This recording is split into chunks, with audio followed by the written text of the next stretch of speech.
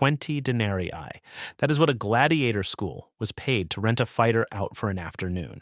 1,000 denarii if he died. The jurist Gaius set those terms down in a Roman law book in the 2nd century. Say you run that school. You hand a fighter over. If he comes home, you rented him out. If he is killed, you sold him. So what did it mean to own a gladiator school? It meant owning men whose price changed the moment they died. Whether you made money came down to one thing: how many came home? Start with the thing itself. A gladiator school was not a prison and not an army. It was a business that owned people and rented them out. The Romans called the owner a lanista. He kept a troop of fighters, fed them, trained them, and hired them out to whoever was paying for the games. And like any business, it had good years and bad ones. So we are going to run one school across 3 kinds of year: a good year, where the whole troop survives; an ordinary year, where a couple of them do not; and the bad year that could destroy the school for good.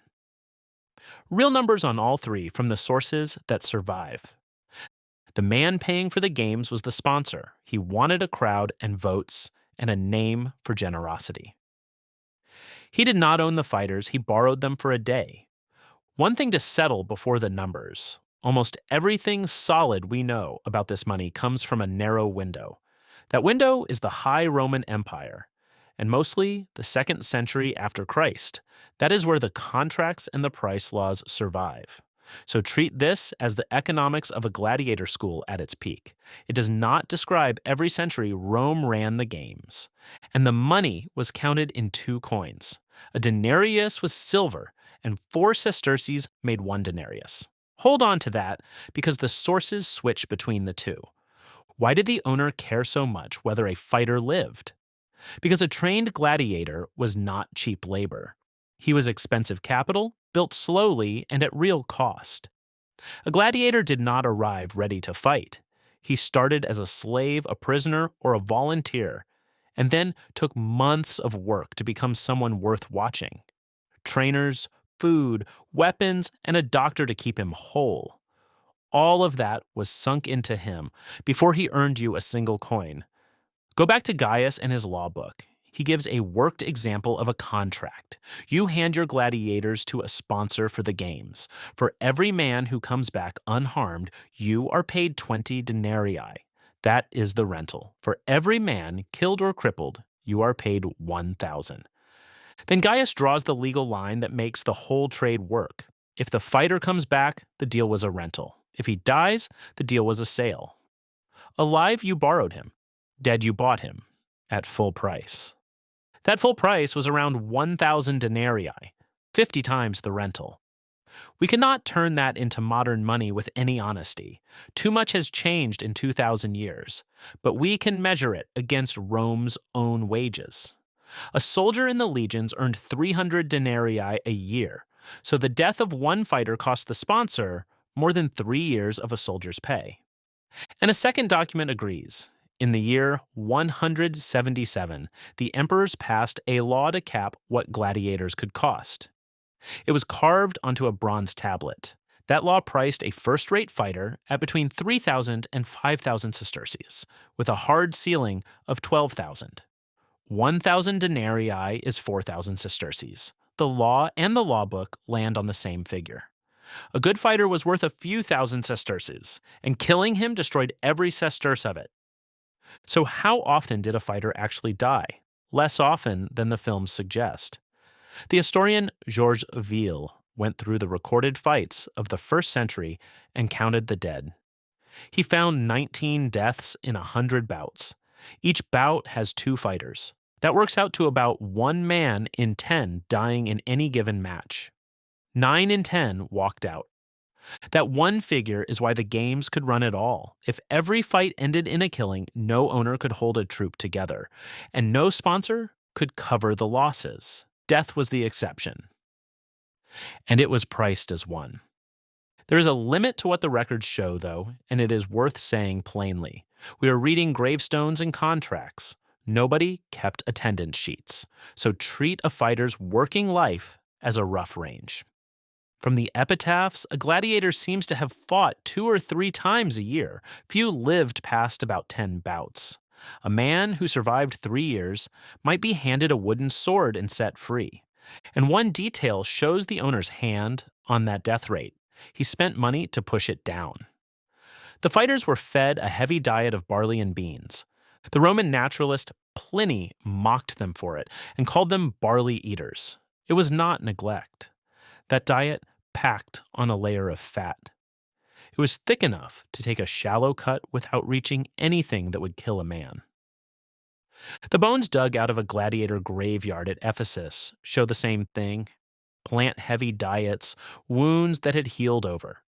Someone had stitched these men up and kept them alive to fight again. Every one of those healed wounds was money saved. A fighter who lived could be rented out again next month. Which raises the real question for the owner.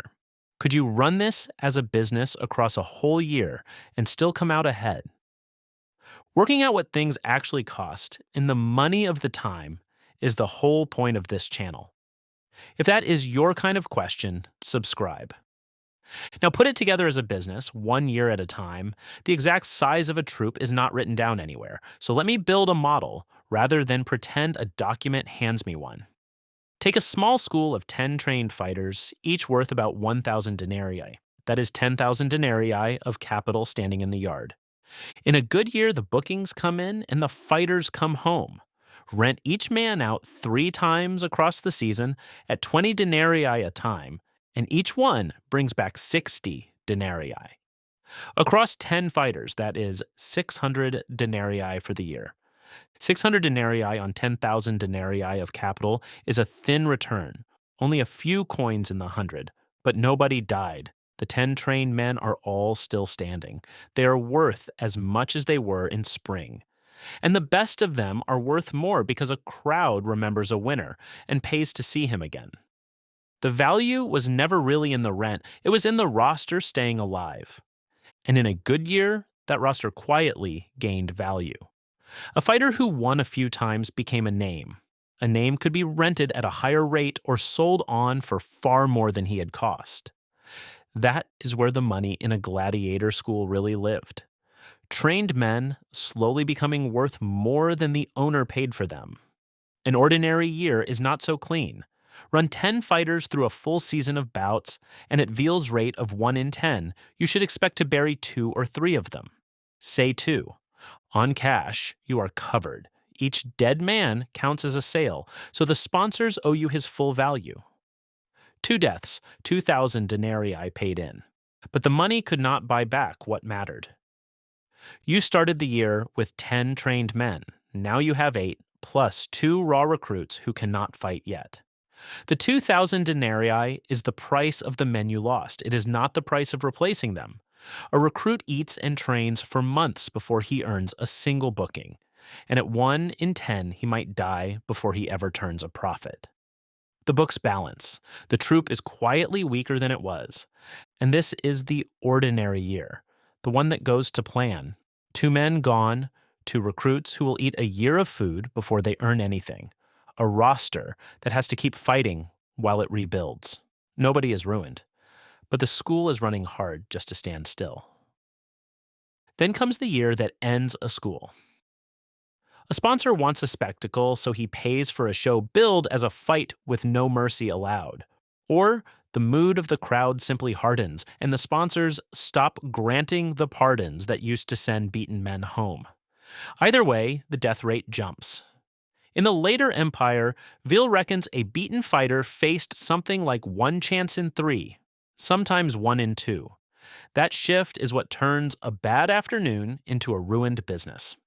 At 1 in 10, an owner could plan around the losses. At 1 in 2, the roster he spent years building could be gone in a single season. Run that through the troop. 5 of your 10 trained men are killed. On paper, it looks survivable. It almost looks rich. 5 sales, 5,000 denarii paid in. That is more cash than 3 good years of rent. But that 5,000 denarii is a liquidation, not a profit. The ledger hides the real loss. The thing that made this school money was 10 trained, proven fighters. Half of them are now dead. The cash you were paid is their market value, and market value buys you raw men, not ready ones. To get back to 10 proven fighters, you have to feed and train 5 recruits for years. You carry them while they earn nothing. You watch some of them die at the same rate that just gutted you. And your income for the year, the rent, has collapsed to a handful of coins because half your earners are gone and the survivors are hurt. You are holding 5,000 denarii and a business that no longer works. The compensation made you whole on the coins and ruined you on the men. And the coins do not even cover what those men would have earned. 5 fighters, each with years of rentals still left in him, is a few hundred denarii of income a year that simply stops. You were paid their value once, and then their earnings stopped for good. That is how a gladiator school actually went under. The men who made it money were gone, and cash could not put them back. That is why the pardon, the missio, was not simply mercy. Sparing a beaten man was the sponsor guarding his own purse, and the owner guarding his roster. Blood was expensive. Almost everyone in the arena had a reason to keep most of the fighters breathing. The same math sank bigger ventures than a gladiator school. If you want to watch it wreck the finances of a Viking longship, that one is on screen now. Which brings us to one man who made his living on exactly this logic. In the middle of the 2nd century, a young Greek doctor took a job as physician to the gladiators of a high priest in the city of Pergamon. The priest owned the troupe, and the doctor's job was to protect the investment. His name was Galen, and he went on to become the most famous physician of the ancient world. By his own account, the job went well. The man who had held the post before him lost 60 gladiators. Galen lost 2. We should take that number as Galen telling his own story because he had every reason to make himself look good. But the shape of it fits everything else on the ledger. A gladiator school made its money from men who bled, healed, and were rented out again. A dead man paid once, and then he stopped paying. The crowd came to see killing. The men who ran the games needed most of the fighters to survive it. The numbers all pointed the same way: 20 denarii to rent a man, 1,000 to replace him. A soldier's whole year of pay worth barely a third of a single death. All of it pushed the owner toward the same choice: keep the fighter alive. So the fighter this video started with, rented for 20 denarii and worth 1,000 dead, stood surrounded by people all working to keep him on the cheaper side of that line. His owner feeding him barley to pad his ribs. His doctor stitching him back together, even the sponsor who paid for him, calling for mercy when the alternative was a bill he could not afford. In the bloodiest room in Rome, the numbers were quietly on the side of survival.